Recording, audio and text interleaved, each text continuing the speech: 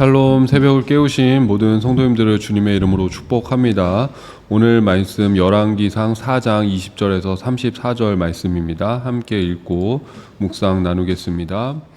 유다와 이스라엘의 인구가 바닷가의 모래같이 많게 되매 먹고 마시며 즐거워하였으며 솔로몬이 그 강에서부터 블레셋 사람의 땅에 이르기까지와 애굽 지경에 미치기까지의 모든 나라를 다스림으로 솔로몬이 사는 동안에 그 나라들이 조공을 바쳐 섬겼더라. 솔로몬의 하루의 음식물은 가는 밀가루가 30고루요 굵은 밀가루가 60고루요 살찐 소가 10마리요 초장의 소가 20마리요 양이 100마리이며 그 외에 숫사슴과 노루와 암사슴과 살찐 새들이었더라. 솔로몬이 그강 건너편을 딥사에서부터 가사까지 모두 그강 건너편의 왕을 모두 다스림으로 그가 사방에 둘린 민족과 평화를 누렸으니 솔로몬이 사는 동안에 유다와 이스라엘이 단에서부터 브엘세바에 이르기까지 각기 포도나무 아래와 무화과나무 아래에서 평안히 살았더라. 솔로몬의 병거의 말 외양간이 4만이요 마병이 12,000명이며 그 지방 관장들은 각각 자기가 맡은 달에 솔로몬 왕과 왕의 상에 참여하는 모든 자를 위하여 먹을 것을 공급하여 부족함이 없게 하였으며 또 그들이 각기 직무를 따라 말과 준마에게 먹일 보리와 꼴을 그 말들이 있는 곳으로 가져왔더라. 하나님이 솔로몬에게 지혜와 총명을 심히 많이 주시고 또 넓은 마음을 주시되 바닷가에 모래같이 하시니 솔로몬의 지혜가 동쪽 모든 사람의 지혜와 애굽의 모든 지혜보다 뛰어난지라. 그는 모든 사람보다 지혜로워서 예스라 사람 에단과 마올의 아들 헤만과 갈골과 다르다보다 나음으로 그의 이름이 사방 모든 나라에 들렸더라. 그가 잠언 3,000가지를 말하였고 그의 노래는 1,005편이며 그가 또 초목에 대하여 말하되 레바논의 백향목으로부터 담에 나는 우슬초까지 하고 그가 또 짐승과 새와 기어다니는 것과 물고기에 대하여 말한지라. 사람들이 솔로몬의 지혜를 들으러 왔으니 이는 그의 지혜의 소문을 들은 천하 모든 왕들이 보낸 자들이더라. 아멘.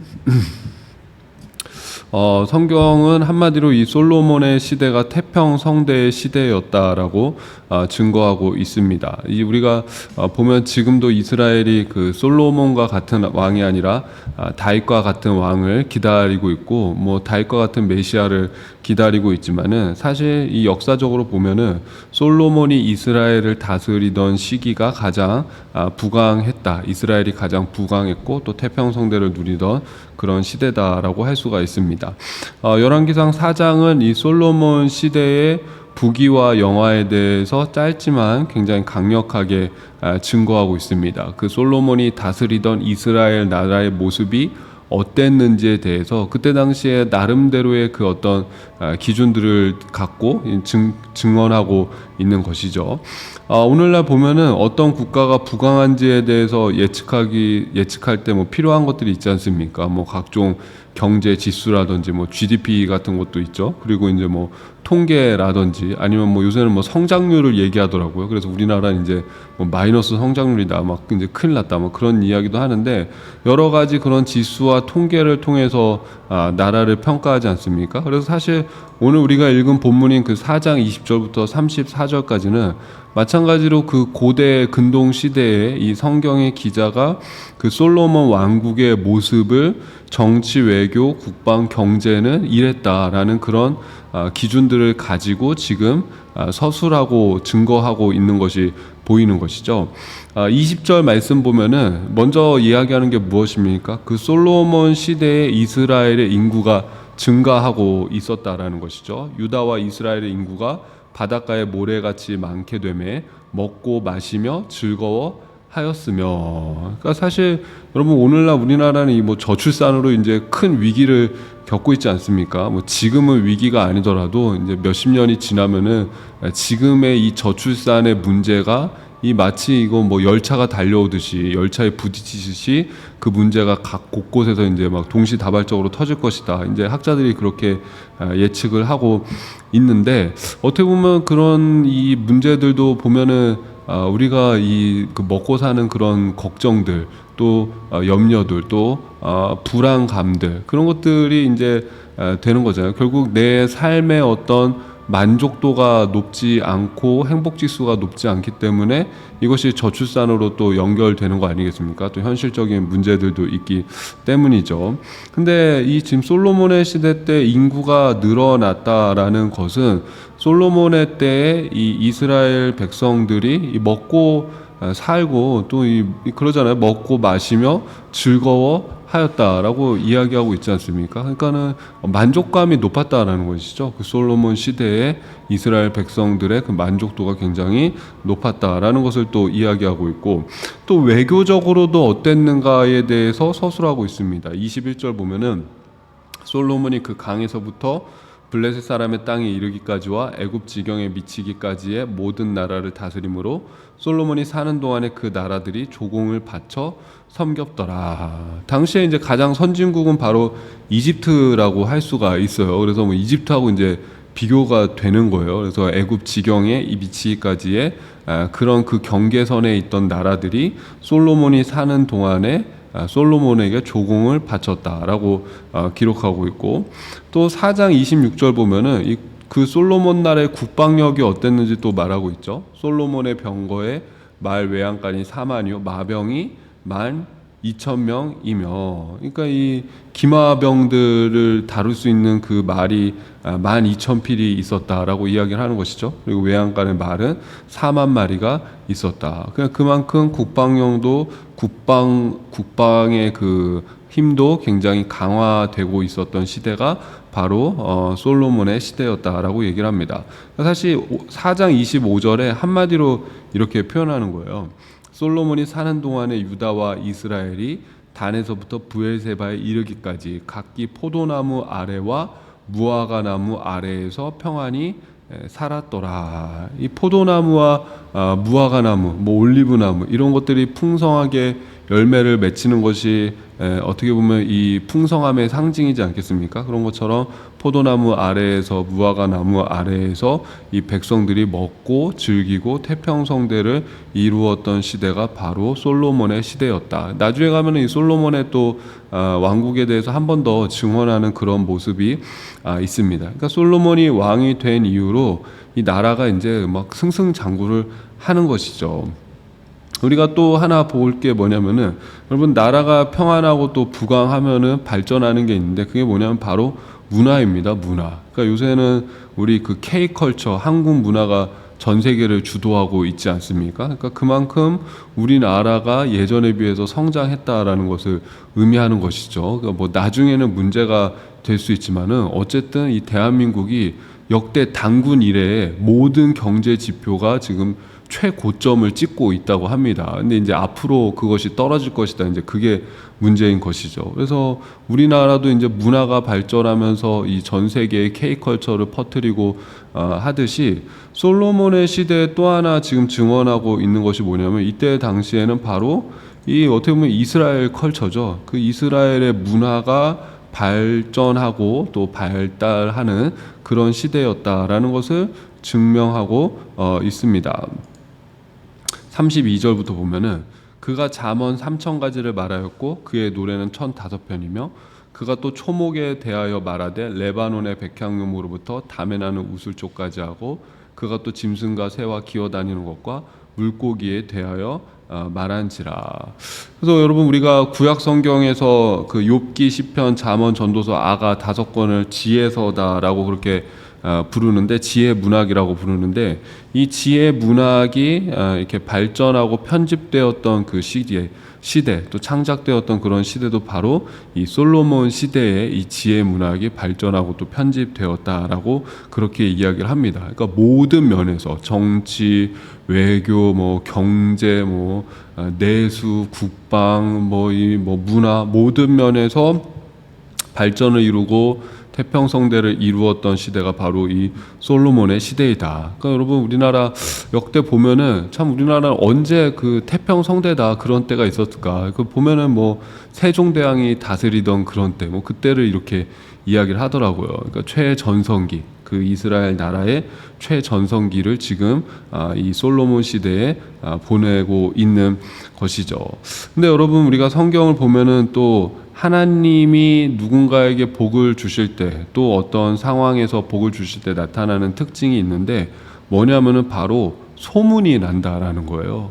그래서 여러분, 우리가 복음이지 않습니까? 신약성경에서 예수님이 오셨고 예수님이 가르치시고 증거하시고 또 예수님이 십자가에 달리시고 또 죽으시고 부활하시고, 이거 우리가 다 복음이라고 하잖아요. 예수님이 바로 복음이잖아요. 그래서 여러분, 복음서를 쭉 읽어보면은 참 재밌는 현상이 뭐냐면, 예수님은 계속 말하지 말라 그래요. 예수님은 말하지 말아라, 어디 가서 소문내지 말아라, 어디 가서 뭐 하지 말아라, 이렇게 말씀하시는데, 근데 그 예수님을 경험하고 말씀을 듣고 예수님을 만난 사람들이 나가서 예수님을 자꾸 전하는 거예요. 그러니까 소문이 나서 사람들은 더 많이 예수님께로 몰려들었다. 그러니까 복음이 소문이 나고 있다라는 것이 이제 복음서에서 계속 반복되어져 있거든요. 그래서 아마 누군가는 읽으시면서 그럴 거예요. 아니, 예수님이 말하지 말라고 했는데 이거 왜 가서 말했을까? 이 사람 도대체 왜 그렇게 불순종을 했을까라고 얘기를 하는데, 거기에서 담기는 그 메시지는 뭐냐면, 이거는 복음이라는 것은 막고자 해서 막아지는 것이 아니다. 그러니까는 소문을 낼 수밖에 없는 것이 복음이다라는 그런 이제 메시지를 전해주고 싶은 것입니다. 그래서 보면 성경에서 보면 항상 하나님이 복 주실 때 소문이 나요. 뭐 아브라함도 마찬가지인 것이고, 뭐 이삭도 보면은 소문이 나지 않습니까? 그리고 뭐 아비멜렉이 찾아와 가지고 야, 우리 서로 싸우지 말자, 이렇게 얘기하는 것도 마찬가지고, 뭐 야곱도 마찬가지인 것이고, 또 다윗 시대에 보면은 그 뭐죠, 그래서 저 성궤, 언약궤를 가지고 있었던 3개월 동안 언약궤를 맡아서 가지고 있었던 오베데돔의 집에 하나님이 복 주시면서 그 오베데돔의 집에 복을 받았다라는 것이 이스라엘 전역에 소문이 나잖아요. 그래서 하나님께서 복 주실 때 나타나는 특징, 바로 소문입니다. 소문. 그래서 여러분, 우리 성도님들 하시는 모든 그 가정과 기업들 위해서 소문이 나기를 축복합니다. 저 가정 하나님이 축복하시는 가정이야. 이게 뭐 뭘 잘하는지 모르겠지만 어쨌든 딱 보니까 하나님이 복 주시는 가정이야. 이렇게 소문 나시길 바라고, 하는 일 가운데, 기업 가운데 이 기업은 하나님이 복 주시는 기업이야. 그 기업이 또 좋은 기업으로 또 소문 나기를 바라고, 우리 하는 일들이 하나님께서 복 주심으로 인해서 소문 나길 바라고, 뭐 저는 무슨 소문 나길 바랄까요? 뭐 교회 소문 나길 바라는 것이죠. 우리 교회가 정말 소문 났으면 좋겠다. 그래서 요새 그런 얘기 제가 가끔 가다가 하지 않습니까? 와, 우리 교회 오면은 이 생명의 역사가 있다, 잉태하는 역사가 있다, 그런 교회로 소문 났으면 좋겠다. 솔직한 제 마음이에요. 뭐 누군 그러실지 모르겠어요. 아니, 교회가 무슨 예수님으로 소문나야지, 복음으로 소문나야지, 뭐 그렇게, 그것이 이제 본질이지만은, 하여튼 이런 소문이든 저런 소문이든 나쁜 소문만 빼고, 부정적이고 나쁜 소문만 빼고, 어쨌든 긍정적이고 좋은 소문들은 좀 이렇게 널리 퍼져서, 뭐 우리 교회도 뭐 단점이 있고 약점이 있지 않겠습니까? 근데 그런 단점이나 약점들은 하나님께서 십자가의 뒤에 감춰주시고 좋은 소문만 좀 널리 퍼졌으면 좋겠습니다. 그렇게 해서 많은 사람들이 교회에 와서 같이 신앙생활하는 그런 일이 있으면 좋겠습니다. 교회가 부흥했으면 좋겠습니다. 그게 제 요새 참 소원입니다. 여러분 같이 기도하면 좋겠습니다. 교회에 대해서 좋은 소문, 하나님 복 주셨다라는 소문, 그곳에 가니까 하나님의 임재가 있고 역사가 있고 하나님이 또 도우시는 역사들이 많이 일어난다, 그런 소문들 퍼질 수 있기를 여러분 같이 기도하면 좋겠습니다. 교회를 위해서 기도하면 좋겠습니다.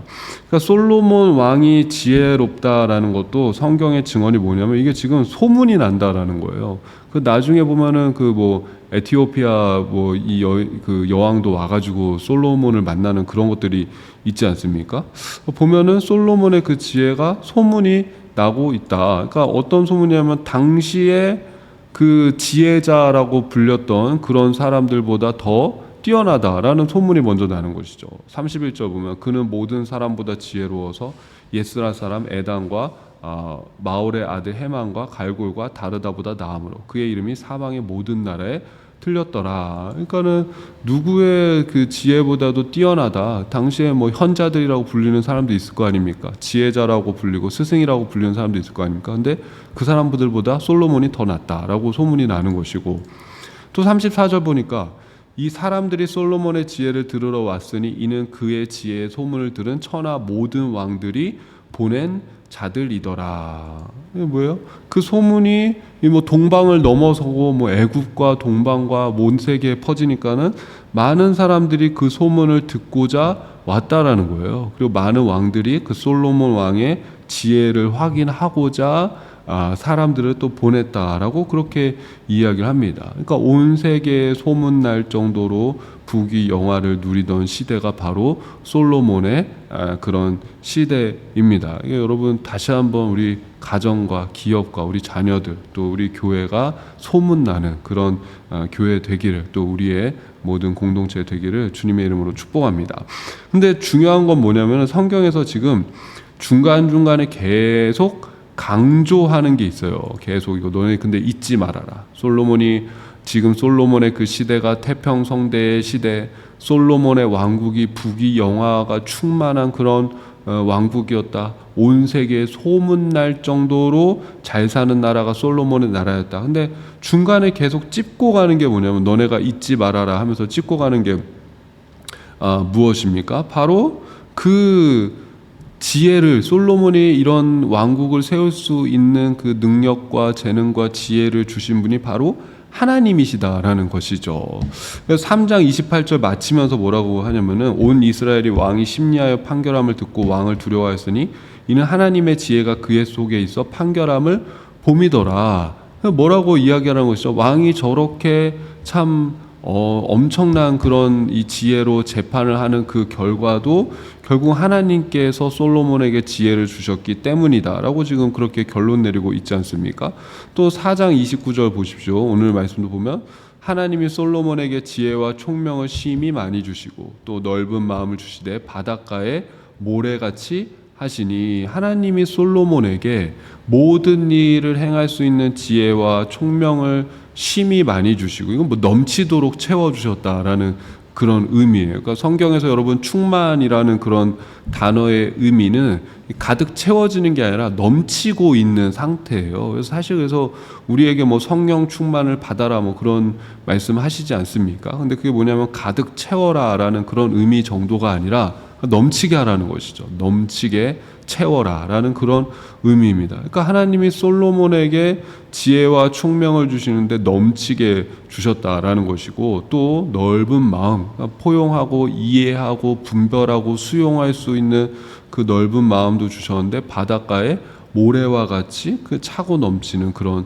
마음을 셀 수도 없는, 감히 측량할 수도 없는 그런 지혜를 바로 솔로몬에게 주셨다라는 것입니다. 그러니까 결국 뭘 얘기하고 싶은 거예요? 그 지혜를 주시는 분도 하나님이시다. 총명을 주시는 분도 하나님이시다. 이스라엘을 태평성대로 이끌어가고 또 부귀영화로 채우시는 분도 하나님이시다. 그거 잊지 말아라 라고 이 솔로몬의 지금 모습을 통해서도 증거하고 있는 것이죠. 그러니까 여러분, 우리도 중요한 것 무엇입니까? 지혜의 근원 되시는 분, 지식의 근본 되시는 분, 우리에게 명철과 총명을 주시고 우리를 소문나게 하시는 분, 바로 하나님이신 줄로 믿습니다. 그러니까 여러분, 이 솔로몬의 이 부귀영화를 보면서도 그 솔로몬의 부귀영화에 집중하는 것이 아니라 뭐에 집중해야 되는 것이죠? 바로 그 솔로몬을 부강하게 하시는 하나님께 더욱더 집중할 수 있기를, 그 하나님께 우리의 시선을 고정할 수 있기를